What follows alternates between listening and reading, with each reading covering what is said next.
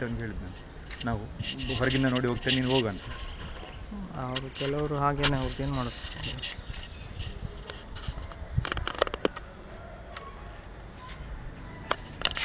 ಎಲ್ಲ ಮರ ಉಂಟು.